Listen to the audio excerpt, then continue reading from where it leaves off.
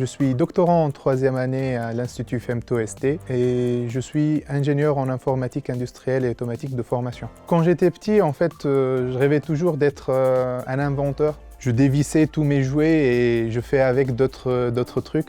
Et du coup, je me suis dit, le seul chemin où je peux y aller, c'est l'ingénierie. J'aime bien me fixer des défis, j'aime bien aller plus loin que les autres. Quand j'ai eu mon bac, j'ai choisi la fac la plus prestigieuse de la Tunisie pour aller faire mes études. Et c'est là où je me suis dit, allez, un petit défi, je vais faire une thèse. Je m'attendais que ça soit vraiment un défi et heureusement, je suis content parce que c'est vraiment un défi. C'est vraiment un défi, quoi. À la limite, c'est un défi un peu plus grand que ce que j'ai prévu, quoi. Monter sur scène et devant un public, c'est aussi un défi. Ça pose un peu de challenge sur tout ce qui est communication. Il faut vraiment que je trouve un moyen de relaxer un peu, de s'habituer à présenter devant plusieurs personnes et c'est ça.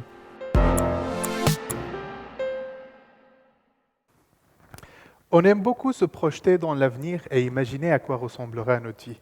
Et à un certain âge, nous avons tous rêvé d'avoir une boule de cristal qui montre l'avenir.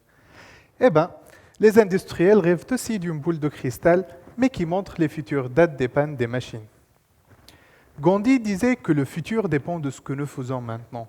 Par ailleurs, si nous connaissons l'avenir, nos décisions seraient influencées par cette information. Ceci conduirait peut-être à un autre avenir. Donc, le futur influence les décisions qui, à leur tour, modifient le futur. D'où l'existence de plusieurs futurs, comme l'indique la figure. Il faut alors sélectionner la bonne suite de décisions qui mènent vers l'avenir que l'on recherche, celui qui allongera la durée de vie. Dans ma thèse, je développe un ensemble d'algorithmes qui modélisent cette interaction future-décision. Ils intègrent une boule de cristal, mais intelligente, qui montre le futur en fonction des décisions à prendre. On commence par alimenter nos algorithmes par des modèles physiques et des historiques de fonctionnement. Ensuite, on prédit l'impact des décisions possibles sur l'état de santé de la machine. On sélectionne une décision et on reboucle sur la phase de prédiction, et ainsi de suite, jusqu'à obtenir la séquence de décisions qui optimise la durée de vie. Quand j'ai commencé ma thèse, mon sujet était purement industriel, mais j'ai rajouté une idée personnelle, une idée qui m'est arrivée une soirée alors que j'avais attrapé la grippe. Je me suis réveillé au milieu de la nuit pour tousser. C'est là que je me suis dit, si jamais il était possible de prévoir à l'avance que je tomberais malade, j'aurais modifié mes habitudes, je gérais mieux ma santé.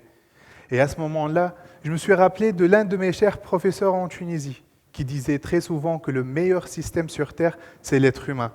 Et d'ailleurs, l'intelligence artificielle s'inspire beaucoup du comportement humain.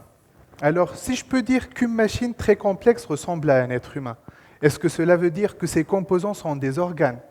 Est-ce que les dégradations peuvent-elles être vues comme des maladies?